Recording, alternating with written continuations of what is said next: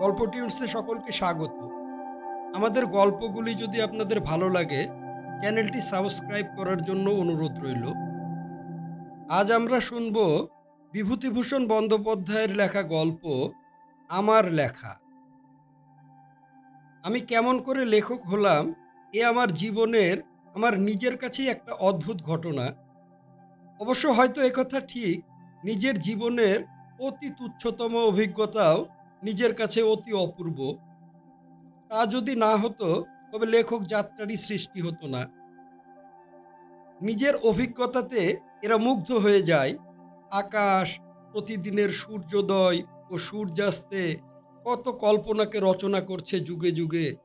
তারই তলে কত শতাব্দী ধরে মানুষ নানা তুচ্ছ ঘটনার মধ্য দিয়ে নিজের দিন কাটিয়ে চলেছে।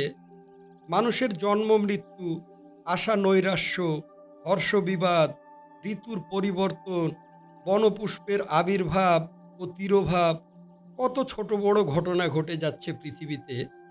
কে এসব দেখে, এসব দেখে মুগ্ধ হয়? এক শ্রেণীর মানুষ আছে যাদের চোখে কল্পনা সবসময়েই মোহ অঞ্জন মাখিয়ে দিয়ে রেখেছে। অতি সাধারণ পাখির অতি সাধারণ সুরও তাদের মনে আনন্দের ঢেউ তোলে। অস্ত দিগন্তের রক্তমেঘ স্তূপ স্বপ্ন জাগায়। আবার হয়তো তারা অতি দুঃখে ভেঙে পড়ে। এরাই হয় লেখক, কবি, সাহিত্যিক। এরা জীবনের সাংবাদিক ও ঐতিহাসিক। এক যুগের দুঃখ বেদনা, আশা আনন্দ অন্য যুগে পৌঁছে দিয়ে যায়। আমার জীবনের সেই অভিজ্ঞতা তাই চিরদিনই আমার কাছে অভিনব, অমূল্য, দুর্লভ হয়ে রইল। যে ঘটনা আমার জীবনের স্রোতকে সম্পূর্ণ অন্যদিকে বাঁক ফিরিয়ে দিয়েছে, আমার জীবনে তার মূল্য অনেকখানি। ১৯২২ সাল, বিশ্ববিদ্যালয়ের উপাধি নিয়ে ডায়মন্ড হারবার লাইনে একটা পল্লী গ্রামের হাই স্কুলে মাস্টারি চাকরি নিয়ে গেলুম আষাঢ় মাসে। বর্ষাকাল, নতুন জায়গায় গিয়েছি। অপরিচিতের মহলে নিজেকে অত্যন্ত অসহায় বোধ করছি। বৈঠকখানা ঘরের সামনে ছোট্ট একটু ঢাকা বারান্দাতে একলা বসে সামনে সদর রাস্তার দিকে চেয়ে আছি। এমন সময় একটি ১৬-১৭ বছর বয়সের ছেলেকে একখানা বই হাতে যেতে দেখে তাকে ডাকলাম কাছে। আমার উদ্দেশ্য তার হাতে কি বই দেখব এবং যদি সম্ভব হয় পড়বার জন্য চেয়ে নেব একদিনের জন্য। বইখানা দেখেছিলাম একখানা উপন্যাস। তার কাছে জানতে চাইলে সে বললে, এ লাইব্রেরির বই, আজ ফেরত দেওয়ার দিন। আপনাকে তো দিতে পারছি নে, তবে লাইব্রেরি থেকে বই বদলে এনে দেব এখন। লাইব্রেরি আছে এখানে? বেশ ভালো লাইব্রেরি, অনেক বই, ২ আনা চাঁদা। আচ্ছা, চাঁদা দেব, আমায় বই এনে দিও। ছোকরা চলে গেল এবং ফেরবার পথে আমাকে একখানা বই দিয়েও গেল। আমি তাকে বললাম, তোমার নামটি কি হে? সে বললে, আমার নাম পাঁচু গোপাল চক্রবর্তী, কিন্তু এ গ্রামে আমাকে সবাই বালক কবি বলে জানে। আমি একটু অবাক হয়ে বললাম, বালক কবি বলে কেন? কবিতা টবিতা লেখো নাকি? ছেলেটি উৎসাহের সঙ্গে বললে, লিখি বই কি, না লিখলে কি আমাকে বালক কবি নাম দিয়েছে? আচ্ছা, কাল এনে দেখাবো আপনাকে। পরদিন সে সকালবেলাতে এসে হাজির হলো, সঙ্গে একখানা ছাপানো গ্রাম্য মাসিক পত্রিকা গোছের। আমাকে দেখিয়ে বললে, এই দেখুন, এই কাগজখানা আমাদের গাঁ থেকে বেরোয়, এর নাম বিশ্ব। এই দেখুন, প্রথমেই মানুষ বলে কবিতাটি আমার। এই আমার নাম ছাপার অক্ষরে লেখা আছে কবিতার উপরে। বলেই ছোকরা সগর্বে কাগজখানা আমার নাকের কাছে ধরে নিজের নামটি আঙ্গুল দিয়ে দেখিয়ে দিলে। হ্যাঁ, সত্যি লেখা আছে বটে, কবি পাঁচু গোপাল চক্রবর্তী। তাহলে তো নিতান্ত মিথ্যে বলেনি দেখছি। কবিতাটি সেই আমায় পড়ে শোনালে। বিশ্বের মধ্যে মানুষের স্থান খুব বড় ইত্যাদি কথা নানা ছাদে তার মধ্যে বলা হয়েছে। অবশ্য কাগজখানা দেখে আমার খুব ভক্তি হলো না। স্টেশনের কাছে একটা ছোট প্রেস আছে এখানে, সেই প্রেসেই ছাপানো অতি পাতলা জিলজিলে কাগজ। পত্রিকাখানিকে মাসিক, পাক্ষিক ইত্যাদি না বলে ঐকিক বললেই এর স্বরূপ ঠিক বোঝানো হয়। অর্থাৎ যে শ্রেণীর পত্রিকা গ্রামের উৎসাহী লেখাবাতিকগ্রস্ত ছেলে ছোকরার দল চাঁদা তুলে একটিবার মাত্র বার করে, কিন্তু পরের বারে উৎসাহ মন্দীভূত হওয়ার দরুন আশানুরূপ চাঁদা না ওঠাতে বন্ধ করে দিতে বাধ্য হয়, এ সেই শ্রেণীর পত্রিকা। তবু আমার ঈর্ষা না হয়ে পারল না। আমি লিখি না বা লেখার কথা কখনো চিন্তাও করি না, অথচ এতটুকু ছেলে, এর নাম দিব্যি ছাপার অক্ষরে বেরিয়ে গেল। এর ওপর আমার যথেষ্ট শ্রদ্ধা হলো। মনে ভাবলাম, বেশ ছোকরা তো, অক্ষর মিলিয়ে মিলিয়ে কেমন কবিতা লিখেছে। সাহিত্যের সমজদারিত্ব তার মধ্যে ছিল তা আমি জানি। তখনকার আমলের একজন বিশেষ লেখকের বই না থাকলে পল্লীগ্রামের কোনো লাইব্রেরি চলতো না। সেই লেখকের একখানা বইয়ের ৩-৪ কপি পর্যন্ত রাখতে হতো কোনো কোনো বড় লাইব্রেরিতে। ছেলেটি বলতো, ওসব ট্র্যাশ ট্র্যাশ, দেখবেন ওসব টিকবে না। এক একদিন পাঁচু গোপাল আমাকে নিয়ে গ্রামের মাঠে বেড়াতে যেত। প্রাকৃতিক সৌন্দর্যের চোখও তার বেশ ছিল। মাঝে মাঝে মুখে মুখে কবিতা তৈরি করে আমাকে শোনাতো। অনেকগুলো কবিতা হলে পর একটা কবিতার বই ছাপাবে এমন ইচ্ছাও প্রকাশ করত। সে সময় কলকাতার কোনো পাবলিশিং হাউস ৬ আনা গ্রন্থাবলী প্রকাশ শুরু করে দিল। তার প্রথম বই লিখলেন রবীন্দ্রনাথ। রবীন্দ্রনাথের বইখানি স্থানীয় লাইব্রেরি থেকে পাঁচু গোপাল আমায় এনে দিয়ে বললে, এ বই নিতে ভিড় নেই, নতুন এসেছে, এক-আধজন নিয়েছিল, কাল ফেরত দিয়ে গিয়েছে, কিন্তু দেখুন গে যান, অমকের বইয়ের জন্য কি যে মারামারি। ডিটেকটিভ উপন্যাস না রাখলে লাইব্রেরি উঠে যাবে, কেউ চাঁদা দেবে না। পরের মাসে আর একখানি বই বেরুলো। সেখানে আমার কাছে নিয়ে এসে সে বললে, আমি একটা কথা ভাবছি, আসুন আপনাতে আমাতে এই রকম উপন্যাস সিরিজ বের করা যাক, খুব বিক্রি হবে, আর একটা নামও থেকে যাবে। আপনি যদি ভরসা দেন আমি উঠে পড়ে লাগি। আমি বিস্ময়ের সুরে বললাম, তুমি আর আমি দুজনে মিলে বইয়ের কারবার করব? এ কখনো সম্ভব? এ ব্যবসার আমরা কি বা জানি? তাছাড়া বই লিখবেই বা কে? এতে লেখকদের পারিশ্রমিক দিতে হবে, সে পয়সাই বা দেবে কে? সে হেসে বললে, বাহ, তা কেন, বই লিখবেন আপনি, আমিও দু একখানা লিখব, পরকে টাকা দিতে যাব কেন? বাংলা সাহিত্যকে ভালোবাসতাম বটে, কিন্তু নিজে কলম ধরে বই লিখব, এ ছিল সম্পূর্ণ দুরাশা আমার কাছে।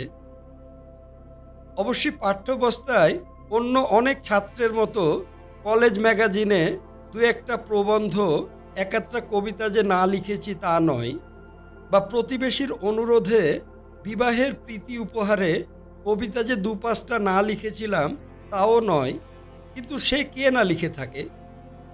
সুতরাং আমি তাকে বললাম, লেখা কি ছেলে খেলা হে, যে কলম নিয়ে বসলেই হলো? ওসব খামখেয়ালি ছাড়ো, আমি কখনো লিখিনি, লিখতে পারবও না। তুমি হয়তো পারবে, আমার দ্বারা ওসব হবে না। সে বললে, খুব হবে, আপনি যখন বিএ পাস তখন আপনার কাছে এমন কিছু কঠিন হবে না, একটু চেষ্টা করুন, তাহলেই হয়ে যাবে। তখন বয়স অল্প, বুদ্ধিশুদ্ধি পাকেনি, তবুও আমার মনে হলো, বিএ পাস তো অনেকেই করে, তাদের মধ্যে সকলেই লেখক হয় না কেন? অথচ বিএ পাস করা লোকদের ওপর পাঁচু গোপালের এই অহেতুক শ্রদ্ধা ভেঙে দিতেও মন চাইল না। এ নিয়ে কোনো তর্ক আমি আর তার সঙ্গে করিনি, কিন্তু করলেই ভালো হতো, কারণ এর ফল হয়ে দাঁড়ালো বিপরীত। দিন 10 পরে একদিন স্কুলে গিয়ে দেখি, সেখানে নোটিশ বোর্ডে দেয়ালের গায়ে নারকেল গাছের গুঁড়িতে সর্বত্র ছাপানো কাগজ টানানো। তাতে লেখা আছে, বাহির হইল, বাহির হইল, বাহির হইল, 1 টাকা মূল্যের গ্রন্থমালার প্রথম উপন্যাস। লেখকের নামের স্থানে আমার নাম দেখলাম। আমার তো চক্ষু স্থির। এ নিশ্চয়ই সেই পাঁচু গোপালের কীর্তি। এমন ছেলে মানুষই সে করে বসবে, জানলে কি তার সঙ্গে মিশি? বিপদের ওপর বিপদ। স্কুলে ঢুকতেই শিক্ষক ছাত্রবৃন্দ সবাই জিজ্ঞেস করে, আপনি লেখক? তা তো এতদিন জানতাম না মশাই। বেশ বেশ, তা বইখানা কি বেরিয়েছে নাকি? আমাদের একবার দেখিয়ে যাবেন। হেডমাস্টার ডেকে বললেন, তার স্কুল লাইব্রেরিতে একখানা বই দিতে হবে। সকলের নানা রূপ সকৌতূহল প্রশ্ন এড়িয়ে চলি সারাদিন। কবে থেকে আমি লিখছি, আর কি বই আছে ইত্যাদি। স্কুলের ছুটির পরে বাইরে এসে স্বস্তির নিঃশ্বাস ফেলি। এমন বিপদেও মানুষ পড়ে। তাকে খুঁজে বার করলাম বাসায় এসে। দস্তুর মতো তিরস্কার করলাম তাকে। এ তার কি কাণ্ড! কথার কথা একবার একটা হয়েছিল বলে একেবারে নাম ছাপিয়ে এরকমভাবে বার করে, লোকে কি ভাবে? সে নির্বাক হয়ে দাঁত বার করে হাসতে হাসতে বললে, তাতে কি হয়েছে? আপনি তো একরকম রাজি হয়েছেন লিখতে, লিখুন না কেন? আমি বললাম, বেশ ছেলে বটে তুমি। কোথায় কি তার ঠিক নেই। তুমি নাম ছাপিয়ে দিলে কি বলে, আর দিলে দিলে একেবারে স্কুলের দেয়ালে, নোটিশ বোর্ডে সর্বত্র ছড়িয়ে দিয়েছ। এ কেমন কাণ্ড! নামই বা পেলে কোথায়? কে তোমাকে বলেছিল ও নামে আমি কিছু কিছু লিখেছি বা লিখব? যাক, পাঁচু গোপাল তো চলে গেল হাসতে হাসতে। এদিকে প্রতিদিন স্কুলে গিয়ে সকলের প্রশ্নে অতিষ্ঠ হয়ে উঠতে হলো, বই বেরুচ্ছে কবে? কত দেরি আছে আর বই বেরুবার? মহা মুশকিলে পড়ে গেলাম। সে যা ছেলে মানুষই করে ফেলেছে, তার আর চারা নেই। আমি এখন নিজের মান বজায় রাখি কেমন করে? লোকের অত্যাচারের চোটে তো অস্থির হয়ে পড়তে হয়েছে। সাত পাঁচ ভেবে একদিন স্থির করলাম, এক কাজ করা যাক। সে ১ টাকা সিরিজের বই কোনোদিনই বের করতে পারবে না। ওর টাকা কোথায় যে বই ছাপাবে? বরং আমি একখানা খাতায় যা হয় একটা কিছু লিখে রাখি। লোকে যদি চায়, খাতাখানা দেখিয়ে বলা যাবে, আমার তো লেখাই রয়েছে, ছাপা না হলে আমি কি করব? কিন্তু লিখি কি? জীবনে কখনো গল্প লিখিনি। কি করে লিখতে হয় তাও জানা নেই। কিভাবে প্লট জোগাড় করে, কি কৌশলে তা থেকে গল্প ফাঁদে, কে বলে দেবে? প্লটই বা পাই কোথায়? আকাশ পাতাল ভাবি প্রতিদিন, কিছুই ঠিক করে উঠতে পারি নে। গল্প লেখার চেষ্টা কোনোদিন করিনি। পাঠ্যাবস্থায় সুরেন বাড়ুজ্যে ও বিপিন পালের বক্তৃতা শুনে স্বাদ হতো। লেখক হতে পারি আর না পারি, একজন বড় বক্তা হতে হবেই। কিন্তু লেখক হবার কোনো আগ্রহই কোনোদিন ছিল না, সে চেষ্টাও করিনি। কাজেই প্রথমে মুশকিলে পড়ে গেলাম। ৭-৫ ভেবে প্লট সংগ্রহ করতে আর পারি না কিছুতেই। মন তখন বিশ্লেষণমুখী অভিব্যক্তির পথ খুঁজে পায়নি। সব কিছুতেই সন্দেহ, সব কিছুতেই ভয়। একদিন এক ঘটনা থেকে মনে একটা ছোট গল্পের উপাদান দানা বাঁধল। সেই পল্লী গ্রামের একটি ছায়াবহুল নিভৃত পথ দিয়ে শরতের পরিপূর্ণ আলো ও অজস্র বিহঙ্গ কাকলির মধ্যে প্রতিদিন স্কুলে যাই। আর একটি গ্রাম্য বধূকে দেখি পথিপার্শ্বের একটি পুকুর থেকে জল নিয়ে কলসি কক্ষে প্রতিদিন স্নান করে ফেরেন। প্রায় তার সঙ্গে আমার দেখা হয়, কিন্তু দেখা ওই পর্যন্ত। তার পরিচয় আমার অজ্ঞাত, এবং বোধহয় অজ্ঞাত বলেই একটি রহস্যময়ী মূর্তিতে তিনি আমার মানসপটে একটা সাময়িক রেখা অঙ্কিত করেছিলেন। মনে মনে ভাবলাম, এই প্রতিদিনের দেখা অথচ সম্পূর্ণ অপরিচিত বধূটিকে কেন্দ্র করে একটি গল্প আরম্ভ করা যাক তো, কি হয় দেখি। গল্প শেষ করে সেই গ্রামের ২-১ জনকে পড়ে শোনালাম, পাঁচুকেও। কেউ বলে ভালো হয়েছে, কেউ বললে মন্দ হয়নি। আমার একটি বন্ধুকে কলকাতা থেকে নিমন্ত্রণ করে গল্পটি শুনিয়ে দিলাম। সেও বললে ভালো হয়েছে। আমি তখন একেবারে কাঁচা লেখক। নিজের ক্ষমতার উপর কোনো বিশ্বাস আদৌ জন্মায়নি। যে আত্মপ্রত্যয় লেখকের একটি বড় পুঁজি, আমি তখন তা থেকে বহু দূরে। সুতরাং অপরের মতামতের ওপর নির্ভরশীল না হয়ে উপায় কি? আমার কলকাতার বন্ধুটির সমজদারিত্বের ওপর আমার শ্রদ্ধা ছিল। তার মত শুনে খুশি হলাম। পাড়া গায়ে স্কুল মাস্টারি করি। কলকাতার কোনো সাহিত্যিক বা পত্রিকা সম্পাদককেই চিনি না। সুতরাং লেখা ছাপানো সম্বন্ধে আমায় এক প্রকার হতাশ হতে হলো। এইভাবে পূজার অবকাশ এসে গেল। ছুটিতে দেশে গিয়ে কিছুদিন কাটিয়ে এলাম। পুনরায় ফিরে এসে কাগজপত্রের মধ্যে থেকে আমার সেই লেখাটি একদিন বার করে ভাবলাম, আজ এটি কলকাতায় নিয়ে গিয়ে একবার চেষ্টা করে দেখা যাক। ঘুরতে ঘুরতে একটা পত্রিকা অফিসের সামনে এসে পড়া গেল। আমার মতো অজ্ঞাত অখ্যাত নতুন লেখকের রচনা তারা ছাপবে এ দুরাশা আমার ছিল না। তবু সাহস করে গিয়ে ঢুকে পড়লাম। দেখা যাক না কি হয়, কেউ খেয়ে তো ফেলবে না, না হয় লেখা নাই ছাপবে।